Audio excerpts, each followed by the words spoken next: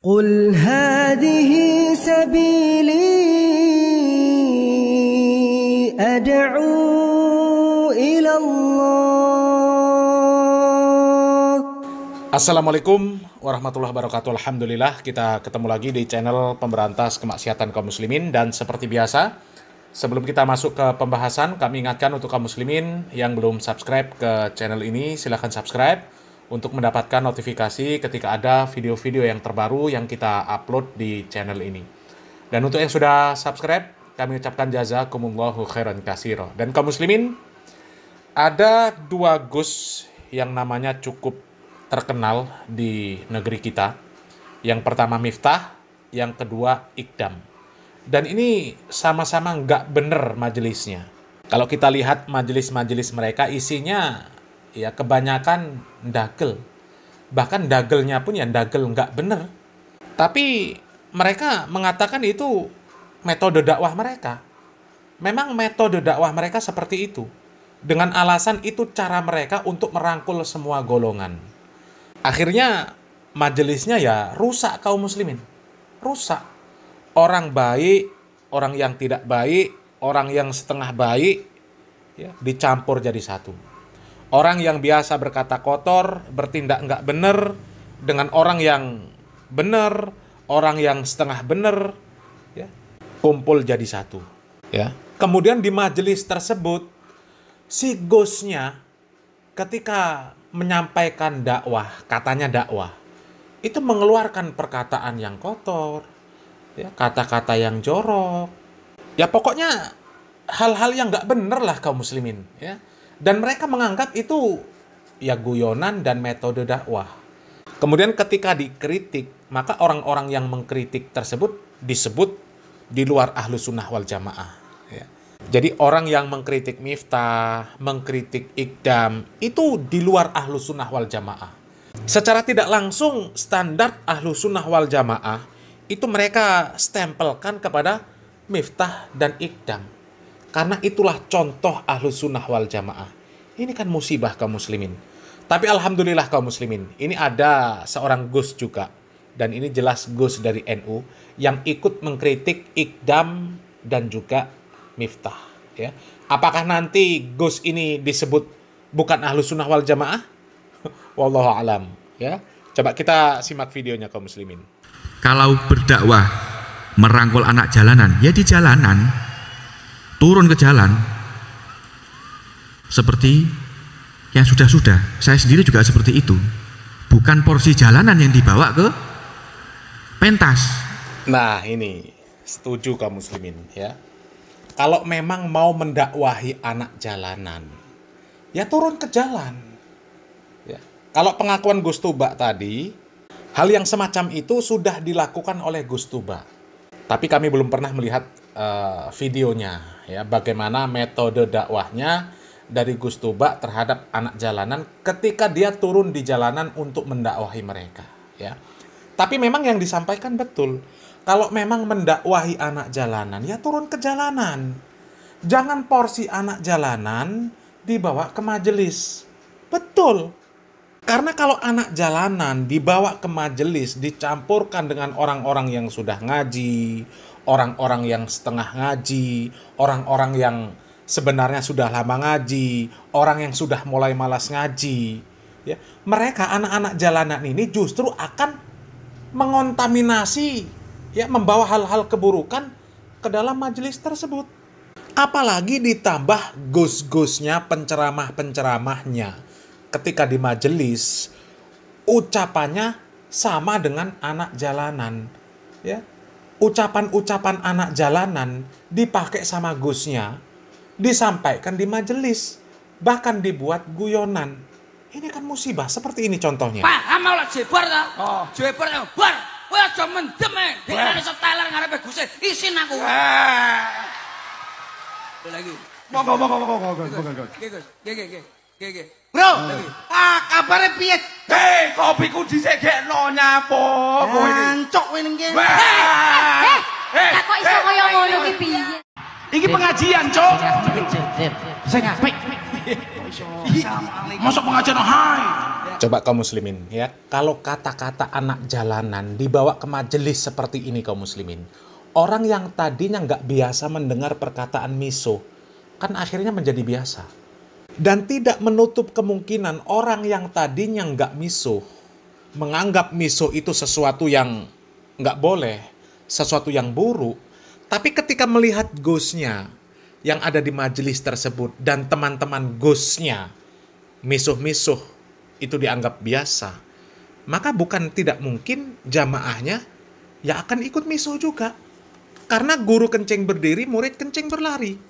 Bayangkan kalau jamaahnya yang selama ini menganggap misuh itu perbuatan yang tidak baik, tapi karena mendengar ghostnya, melihat ghostnya misuh itu nggak apa-apa, ya kemudian dia ikut misuh. Coba bayangkan, ya. Kan jamaah yang tadinya baik jadi rusak. Karena memang hawa nafsu itu cenderung mengikuti yang buruk. Karena yang buruk itu menyenangkan. Misuh-misuh, guyonan sama temen, itu hal yang menyenangkan. Itu disukai hawa nafsu. Inna nafsah la amaratun bisu. Sesungguhnya nafsu itu selalu memerintahkan kepada sesuatu yang buruk. Wong kadang anak-anak itu dilarang saja masih misuh. Apalagi dihadapkan ghostnya, kiainya yang seharusnya jadi contoh, terbiasa misuh. Loh, ini santrinya apa nggak lebih parah akhirnya daripada ghostnya itu? Ini namanya merusak. Bukan merangkul semua golongan, merusak semua golongan. Yang nggak miso jadi miso, yang terbiasa miso juga menganggap miso itu biasa. Ini kan rusak namanya kaum muslimin. Ya. Dan bukan hanya miso. Lah kalau seperti Miftah, seperti ini. Baik, pemirsa masih bersama saya nih Serina Hanifah. Ya. Iya. Cocok buatan Beb. Cocok. Omong ngono, cepet. Pondok ora aji paling tidak karo kuburan. Ngono tak kandhani sik. Suarane enake kaya ngono. Apa meneh desahane iya. Ayo, Mbak. Kula polos lho, Gus. Oh, alah rupamu kaya ngono polos.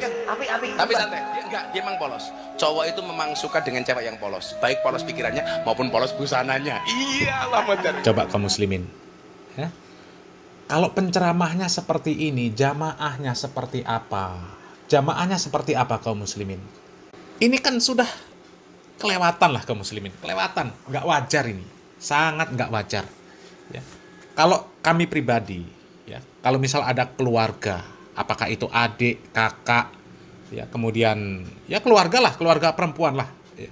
Kemudian ada yang memperlakukan seperti Miftah memperlakukan jamaahnya ini, ya kami nggak terima kaum muslimin. Nggak terima, ya. Atau anak anda lah, anak anda diseperti itu kan sama orang.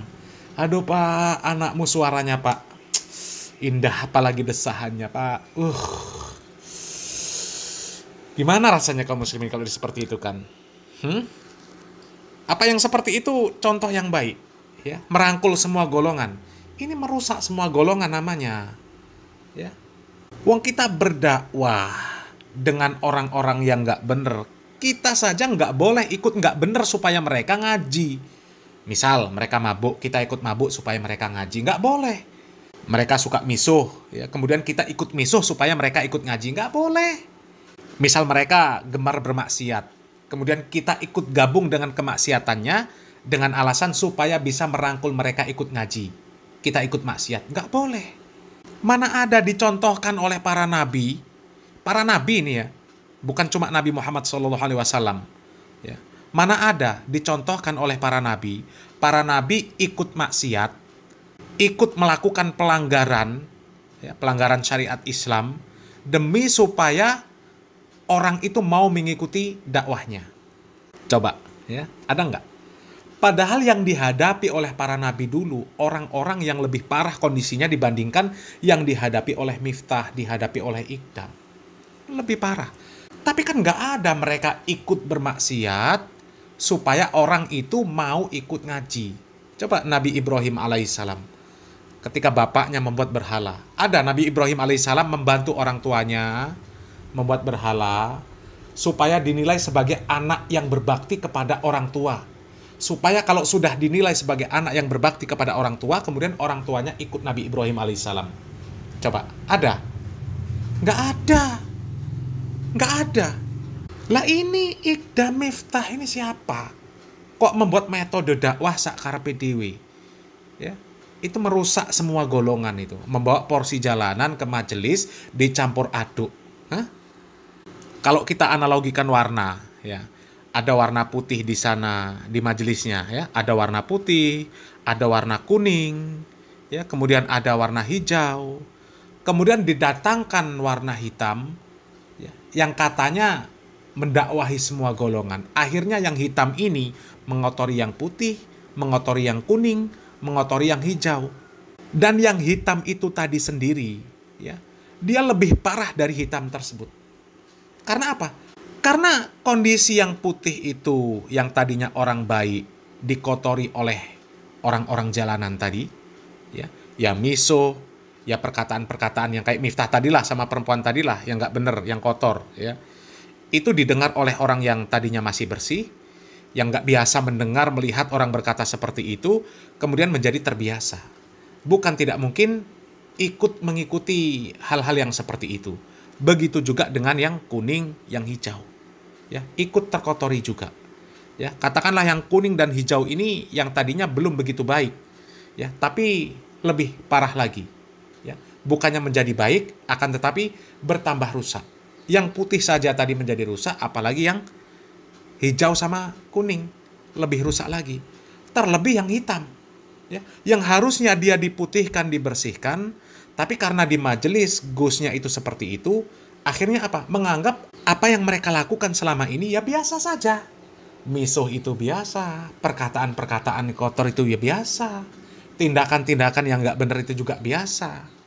Ya, itu kan bukan merangkul semua golongan, justru malah merusak semua golongan. Ya, coba kita lanjut video dari Gus Tuba tadi kaum muslimin. Karena di acara seperti ini isinya bukan hanya anak jalanan. Jadi dakwah untuk anak jalanan itu ya di jalan, bukan di sini. Jadi lucu nanti majelisnya. Akhirnya omongannya kotor karena merangkul anak jalanan tadi. Akhirnya ngomong tolol. Soalnya tolol nih Pak gitu. Niki kula nyontoh nih. Lah cara mboten rame masalah isu kados wingi, tiang-tiang sani kan tertarik toh sing model ngeten iki. Tolol nih Pak. Gitu. Kan malah tertarik. Lah niki ngaji napa ngajari cah cilik misuh. Nah kaum muslimin ya, kalau kita menyimak penjelasan dari Gus Tuba itu kaum muslimin ya, perkataan tolol-tolol itu saja sudah nggak layak diucapkan di majelis yang isinya berbagai macam kalangan. Apalagi sampai lebih parah dari kata-kata tolol tadi kaum muslimin. Ya, seperti yang kita tampilkan itu. Itu kan lebih parah dari sekedar kata-kata tolol. Wong tolol saja sudah parah, apalagi ini. Dan memang ya wajar kalau majelis-majelis yang seperti itu digandrungi banyak orang, disenangi banyak orang, punya banyak jamaah, itu sangat wajar. Ya itu tadi loh, innan nafsah la amaratun bisu. Sesungguhnya hawa nafsu itu selalu memerintahkan kepada keburukan. Hal-hal yang buruk itu pasti banyak yang suka. Apalagi dibungkus dengan yang namanya agama. Seolah-olah itu kebenaran. Maka banyak yang suka. Ya. Makanya kami sampaikan, majelisnya Iqdam, majelisnya Miftah, rame, wajar. Karena isinya apa? Isinya hal-hal yang nggak benar yang dibungkus dengan dalih agama. Isinya kemaksiatan, tapi dibungkus seolah-olah itu ketaatan. Majelis taklim, majelis solawat, sabilu taubah, dan sebagainya. Ya. Seolah-olah itu kalau didengar, wah indah, ini islami. Padahal isinya maksiat. Ya, jogetan laki-laki perempuan campur baur. Di sana mendengarkan perkataan-perkataan yang miso lah, yang kotor lah, yang carut dan sebagainya. Ya, kemudian ya bebas lah, ya bebas bisa berjoget dan sebagainya. Laki-laki perempuan nggak ada batasan. Ya. Kemudian majelis yang seperti itu rame, wajar, sekali lagi wajar. Apalagi orang datang itu gratis, wajar, karena orang datang ke sana niatnya bukan cari ilmu tapi seneng-seneng. Wajar kalau rame. Wong Roma Irama saja yang katanya nada dan dakwah, ini kami sampaikan lagi. Ya, yang katanya nada dan dakwah, lagunya itu nada dan dakwah Roma Irama. Ya, orang yang datang pengen melihat itu bayar, beli tiket. Itu yang datang ribuan, bayar, beli tiket. Ya, dan tiketnya bukan murah. Ya, minimal kalau untuk sekarang mungkin 50.000 sampai 100.000. Itu bayar. Ya. Rame. Apalagi gratis seperti majelisnya Iqdam, majelisnya Miftah. Kalau rame, ya jangan heran. Semua orang bisa. Semua orang bisa. Coba lihat, ya. Haddad Alwi, Nisa Sabian, siapa lagi? Penyanyi lagu-lagu yang katanya religi. Orang yang datang bayar, mau nonton itu bayar, mau ikut itu bayar.